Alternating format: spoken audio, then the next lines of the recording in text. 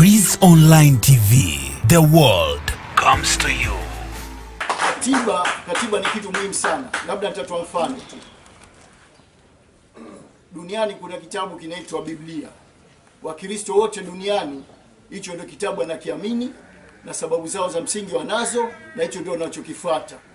Na ukitaka matatizo na Wakristo ukakikosoa hicho kitabu, utajua mwenyewe.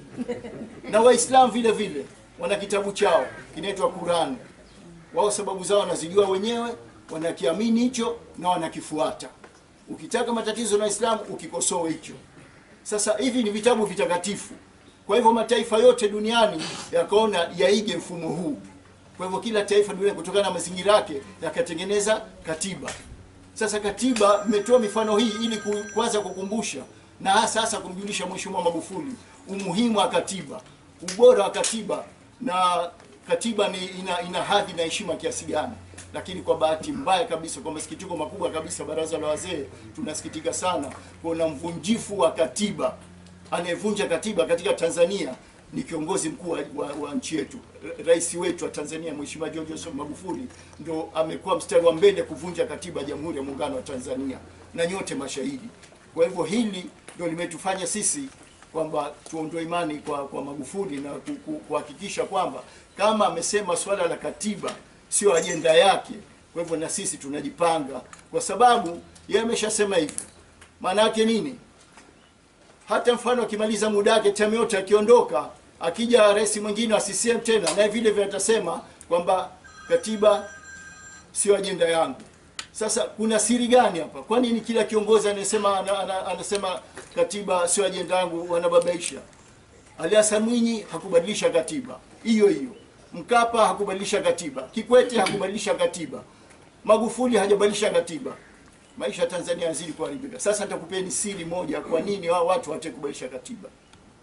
Katiba ya Tanzania inasema katika kifungu fulani tu mwanzo, katiba ya Tanzania inasema kwamba Rais wa Jamhuri ya Muungano wa Tanzania anayo mamlaka ya kutumia fedha yoyote anayotaka bila kupitia bungeni, bila kumuuliza mtu yote, na ataitumia yeye kwa namna anavyotaka, wala hana sababu ya kuulizwa wala hana sababu ya kushtakiwa. Sasa hicho ndio kitu kimoja katika mambo yanayofanya hawa viongozi wa CCM wasibadilishe katiba. Kwa hivyo kama tuchukulie mfano, Mheshimiwa Magufuli alituambia jambo la pili vile vile kwamba anakuja kupambana na ufisadi. Hiyo sote mashahidi. Tukaona yes, wazee pia tukasema kama anakuja kupambana na ufisadi basi tunamuunga mkono. Lakini matokeo yake katika awamu zote 5 za nchi yetu mpate uhuru, ufisadi mkubwa wa kutisha umefanyika katika awamu ya Magufuli. Hii awamu imekuwa na ufisadi mkubwa sana wa kutisha. Nitataja baadhi ya ufisadi. Sisemi mimi, ushuhuda wakati wa CAG. Anasema katika mwaka mmoja tu bungeni serikali ya Jamhuri ya Muungano wa Tanzania imechukua fedha katika hazina ya Tanzania, lakini kuna 1.5 trilioni haionekani matumizi yake. Huu ni ufisadi wa kutisha sana. Halafu hapo kuna bilioni 900 zimekwenda Ikulu, pia hazina hesabu. Bilioni 900 ukijumlisha na 1.5 trilioni ni trilioni 2.4. Trilioni 2.4 ni sawa na dola bilioni 1 za Marekani kwa sasa hivi. Ndugu zangu, dola bilioni 1 za Marekani ni pesa nyingi za kutisha. Huo ni ufisadi wa kwanza wa CCM ndani ya awamu ya Magufuli. Na Magufuli kakaa kimya, hajajibu mpaka leo. Ni kwa maana nini? Kwamba si kweli kwamba amekuja kupambana na ufisadi. Lakini CAG wewe katuambia kwamba spika wa bunge wa Jamhuri ya Muungano wa Tanzania Ndugai ametumia, anafojidai Ndugai ametumia milioni 12 dola ambao sawa na 27 bilioni pesa za Tanzania. Ni pesa nyingi za kutisha, eti ameenda kutibiwa tena nchi yenyewe India. Huu ni ufisadi wa kutisha. Sasa Magufuli amekaa kimya, hajasema chochote kuhusiana na ufisadi wa Ndugai. Ndugai huyu hajapelekwa kwenye kamati ya maadili, hajaulizwa popote. Kwa hivyo ndio maana nikaanza na speech yangu kwamba ufisadi uliofanyika hapa ni mkubwa sana. Kama hiyo haitoshi, Mheshimiwa Magufuli anatuambia anajenga reli mpya, reli ya kisasa ambayo itatoka wapi sijui Mwanza mpaka wapi Dar es Salaam nini. Anasema tayari atatumia trilioni 7.5. Lakini Hiyo pesa huo mradi haujapitishwa bungeni, huo mradi sio ilani ya CCM wala sio mpango wa taifa. Hicho kitu kakibuni mwenyewe tu ghafla Magufuli. Sasa 7.5 trilioni Mheshimiwa Magufuli kutia mkataba unatumia pesa na akasema hizo ni pesa za ndani, kodi ya Tanzania. Sasa tutaamini vipi? Pengine umetia mradi mkataba wa trilioni 4 tu, trilioni 3.5 kati ya mfukoni Magufuli. Tutaamini vipi sisi? Magufuli malaika? Si ndio wale CCM? Si ndio kile Kikwete na Mkapa? Pengine katengeza kwa trilioni 5, trilioni 2.5 kati ya mfukoni Magufuli. Ndio maana narudia tena kauli yangu, ndio maana wana hawataki kubadilisha katiba, kwa sababu hapa katiba ndio kwa walinda. Kwa hivyo Magufuli kukataa katiba, kwa lugha nyingine kahalalisha ufisadi katika kivuli cha katiba. Ufisadi ni ufisadi tu. Pombe ukitia kwenye chupa chai haigeuki chai, itakuwa pombe ile ile. Ushafahamu? Kwa hivyo na ufisadi hata kama ndani ya katiba, lakini kama ufisadi ni ufisadi tu. Kwa hivyo hapo umefanyika ufisadi. Ndio maana wakati wa Mzee Mwinyi kulikuwa na ufisadi milioni 40, milioni 50. Wakati wa Mkapa kwa ufisadi milioni 200, 300. Wakati wa Kikwete kwa ufisadi bilioni 300, 500, bilioni 600. Wakati wa mzee mzima Kikwete yeye kaingia kwenye trilioni moja kwa moja. Sasa hii ni hatari. Magufuli hakuja kupambana na ufisadi. Magufuli kaja kuhalalisha ufisadi. Huo ndio ushahidi. Hata ile umeme wa unaotengezwa huko, kuna uzalishaji wa umeme au sio, kwenye mto huko Ruvuma sio wapi, Rufiji sio wapi. Amesema pia ametumia 6.5 trilioni. Hizo pesa nyingi. Pia na huo mradi haujapita bungeni. Sasa kusanya. Hapo pengine ametumia trilioni 4, trilioni 2.5 kati ya mfukoni Magufuli. Hii ni hatari. Hii ni hatari. Swala la ununuzi wa ndege, swala la ununuzi wa ndege. Amenunua ndege hazikupitishwa bungeni mikataba yake wala hanini. Mabilioni kwa mabilioni. Pia kuna harufu ufisadi. Sasa Mheshimiwa Magufuli, wewe unasema kuja kupambana na ufisadi wakati wewe ndio kinara wa ufisadi. Watakuamini vipi wananchi? Tutakuamini vipi sisi? Tutakuachia vipi uongoze nchi hii? Kwa hivyo ndio maana tunasema kwamba ndugu zetu wa Tanzania kuna kazi kubwa ya kufanya. Tusisikie tu kwamba Magufuli anapiga kelele kaja kupambana na ufisadi. Hapa sasa hivi nyenyewe mashahidi. Juzi tu hapa katangaza kwamba amefanya huruma kwa mafisadi. Kwa hivyo wale watokubali kurudisha pesa za serikali atawaachia. Wale ambao watu wana kesi mahakamani na wengine washakaa jela miaka mingi, lakini ametangaza yeye anasema yeye mtu wa huruma sana. Hii inachekesha sana. Mheshimiwa Magufuli una huruma? Sisi Chadema hatuombi huruma kwa Lissu. Lakini kama kuna mtu wa kuonea huruma Tanzania hapa ni Lissu. Lissu ni Mtanzania mwenzetu. Kapigwa risasi 16 zilizoingia mwilini, zimevunja mifupa yake, zimepasua tumbo, zimepasua machango, zimemwathiri kila kitu. Amefanya operation, major operation 22. Amefanya operation Dodoma, amefanya operation Nairobi, amefanya operation Belgium. Mpaka leo hajarudi mtu mgonjwa. Hata shilingi moja hamjapelekea Panadol serikali. Kachangiwa na Wasamaria wema ndo akapata matibabu yote. Huruma zako ziko wapi? Si atudai huruma kwa Lissu, tunataka haki yake. Ni haki yake kutibiwa na serikali. Magufuli hajampelekea. Tundu Lissu kama hiyo haitoshi, mmemnyima mpaka ubunge wake, mmevua ujumbe kwa njia isiyo halali, isiyo sheria. Halafu Magufuli unajisifu, unasema mbele ya hadhara, mbele ya vyombo vya habari kwamba ati Lissu kalitelekeza jimbo lake. Magufuli wewe, hebu muogope Mungu. Mtu anakufa na nchi ile. Tundu Lissu, kama kuna mzalendo alokufa na nchini Tundu Lissu. Tundu Lissu ndio aliofungwa macho wa Tanzania kwa sababu kwamba mikataba mibovu inayotiwa ya madini ni Tundu Lissu. Magufuli mwenyewe alipokuwa bungeni wakati wa waziri, Tundu Lissu apiga kelele, Magufuli alikuwa akimuita Tundu Lissu ofisini kwake. Anamwambia Tundu Lissu, hongera na kupongeza kwa juhudi zako. Lakini mimi sikuwezi kukuunga mkono kwa sababu mkono atanifukuza hawa. Leo wewe Magufuli umemgeukia huyu Tundu Lissu. Unasema huyu mhujumu uchumi. Hebu tutajieni sisi katika ufisadi wote uliotokea Tanzania. Tutajieni kiongozi mmoja tu wa Chadema awe Freeman Mbowe, awe Tundu Lissu, awe Mnyika, awe Lema, awe Msigwa, Halima Mdee, Stabula, nani yumo katika ufisadi wa shilingi moja Tanzania? Yuko kiongozi wote wa Chadema ambaye amehusika katika ufisadi wote wa Tanzania? Je, hakuna mafisadi watupu, wote ni viongozi wa CCM? Ndio. Sasa mnasemaje kwamba chama hichi bado CCM na kwenda kwa sura gani kuomba kura kwa wananchi? Kwa kigezo gani? Wakati ndio mafisadi wakubwa. Mnawapiga vita Chadema kwa namna zote wakati hamna ushahidi hata moja. Mnasema Tundu Lissu, tupeni sisi ushahidi, baraza la wazee tupeni ushahidi kwamba Tundu Lissu kahusika katika ufisadi huu, shilingi 100 kaiba, sisi wa kwanza tutamhukumu. Tupeni ushahidi wa Freeman Mbowe, tupeni ushahidi wa kiongozi wote wa Chadema ambaye amehusika na ufisadi, tupeni. Hamna. Sisi tunakupeni ushahidi kweupe, kwa mchana kweupe, kwamba ufisadi umefanyika. Tushaeleza ufisadi wa Magufuli, tunaeleza ufisadi wa Kikwete vile vile. Ufisadi wa Kikwete tutaeleza, baki haya mambo yanakwenda kwa daraja. Mkapa akafanya ufisadi wake, Kikwete akafanya ufisadi wake, na Magufuli anaendeleza. Tunataka kuadhirisha Tanzania kwamba CCM ni chama cha mafisadi. Iwe CCM na Kikwete, iwe CCM na Magufuli, ufisadi bado umepamba moto na ufisadi unaendelea na utaendelea. Kwa hivyo Chadema, ndio maana tunaambia Tanzania wote watunge mkono. Nataka kidogo kutaja ufisadi ulifanyika katika awamu ya Kikwete.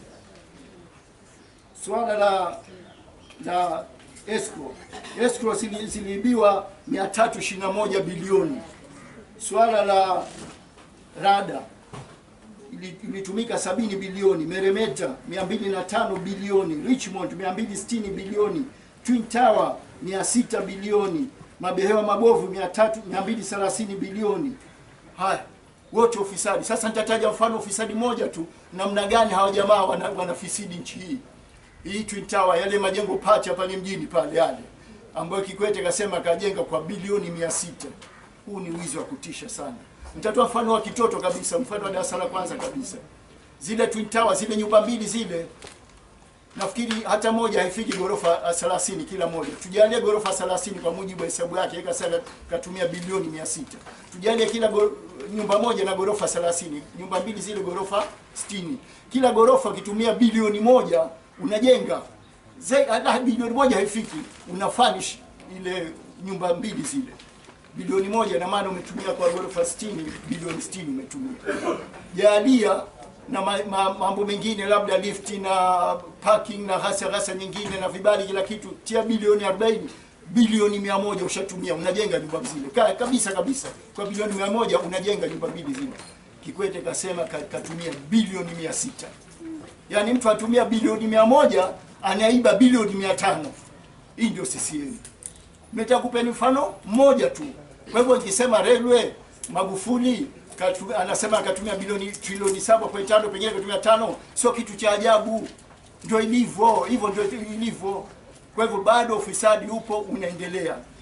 Narudia tena katika huruma za Mheshimiwa Magufuli. Mheshimiwa Magufuli wanasema ana huruma, lakini Freeman Mbowe, kifo cha Akwilina sote mashahidi sisi. Akwilina kaondolewa na polisi na kesha, lakini nyinyi tunataka haki ifanyike. Mpaka leo kesi ilikuwa ishasomwa, faili ilishafungwa, askari alomua Akwilina kishajulikana, kesi imefumuliwa tena. Viongozi wetu kila siku mahakamani, ili wanapotezewa muda. Ndio wale waliosema mwanzo, kutafuta njia kuizorotesha Chadema, lakini bado wanakuta watu wanakwenda mzigoni mahakamani, wakurudi jioni wanakwenda kujenga chama. Bado chama kiko imara kweli.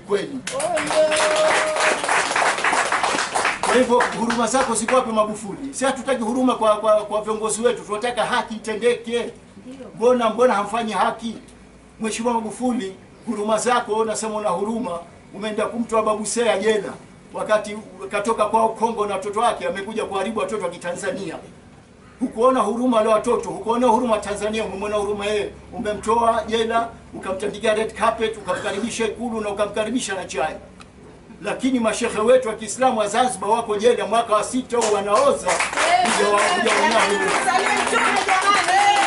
Hatutaki huruma sisi kwa mashehe wetu, tunataka haki itendeke.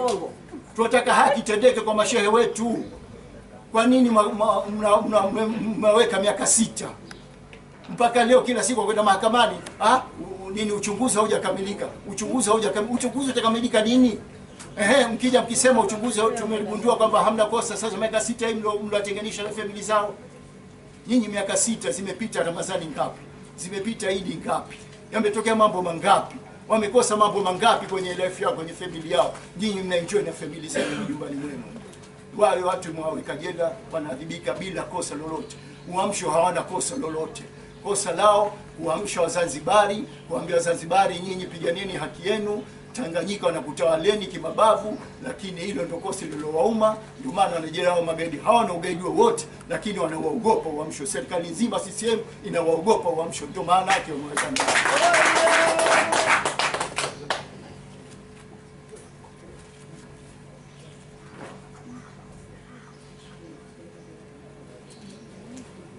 Kwa hiyo swala jingine ni kwamba hivi karibuni sote mashahidi sisi tumeshuhudia kwamba kuna kada moja na mbunge moja wa CCM alimtukana rais wetu. Haki Magufuli, tukikubali tusikubali, tukitaka tusitake, Mungu ndio kashatupa, ndio rais wetu huyo. Rais wetu sote sisi tunamkubali mada Mungu katupa. Lakini kuna mtu mmoja katokea akamtukana, kamkashifu, kamdhalilisha rais wetu. Na dunia nzima imeshuhudia. Lakini yule kwa sababu ni kada wa CCM, kwa sababu ni mbunge wa CCM, hakuitwa kwenye kamati ya maalumu, hakuujizwa wala hakuojiwa. Kaamua tu siku alopenda mwenyewe, kenda Ikulu mara moja pale, dakika 5 kazungumza na Magufuli, kaambia kwa sababu dada mwenzangu wa CCM, nishakusamehe, nenda zako kajenge chama uliko huko. Yaani Halima Mdee, Lema wamesema sisi tunaunga mkono kwamba bunge letu ni dhaifu. Kwa hiyo tu tunaunga mkono CAG, bunge letu hili ni dhaifu, basi wameitwa kwenye kamati ya maadili, wamefukuzwa bungeni, wamefukuzwa kwenye bunge. Huyu mbona hajafukuzwa? Kwa hiyo kuna ubaguzi vile vile katika utawala Magufuli. Magufuli anawabagua viongozi wa Chadema kwa 100% ndani ya ukiangalia katika upande wa CCM. Sasa kosa lofanya nyingine Magufuli kumsamehe yule Nape Nnauye ni kwamba yule hakumtukana Magufuli kama Magufuli, hapana. Yule kamkashifu rais wa Tanzania ambaye rais wetu sisi sote. Sasa Mheshimiwa Magufuli hakutakiwa yeye kama yeye kumsamehe, ilikuwa yule amrudishe kwaambia wewe kaombe radhi wa Tanzania wote, kwa sababu ni rais wa Tanzania wote. Lakini inakuaje yule unamsamehe rais kama hivyo, na wabunge wetu wengine wote mnawafukuza bungeni? Sasa hebu fananisheni ndugu zangu wa Tanzania, mateso anayopata Lissu, dhuluma alizofanyiwa Lissu, mateso aliofanyiwa Lema, mateso anayofanyiwa Halima Mdee, anayofangalia na wasisema anavyofanya. Huu utawala sisi haukubaliki kabisa. Hapa kuna utawala wa kibaguzi, hapa kuna ufisadi, hapa kuna alafu mkirudi kwenye huruma vile vile, hebu angalia ndugu zetu, watoto wetu wa machinga. Wa machinga wanatoa kimaskini sana. Mtu akihangaika kutwa akipata 2000 3000 anakwenda kununua mkate, kuna ndugu zake wadogo nyumbani anaenda kwa hapa angalau anakula. Au pengine anapanda ndio kuna wazee wake anaenda kuwanunulia. Leo unawalazimisha walipe 20,000 kwa mwaka. Kuipata 20,000 kwa mwaka sio nyingi, lakini kuipata kitita sio kazi ndogo kwa machinga. Angalia ndugu zetu wa kike, angalia ndugu zetu wa dada zetu wale masokoni mle wanavyoadhibiwa. Wakuu wa mikoa wote pamoja na mapolisi na virungu na nini wanawaadhibu ati mpaka uwe na ID.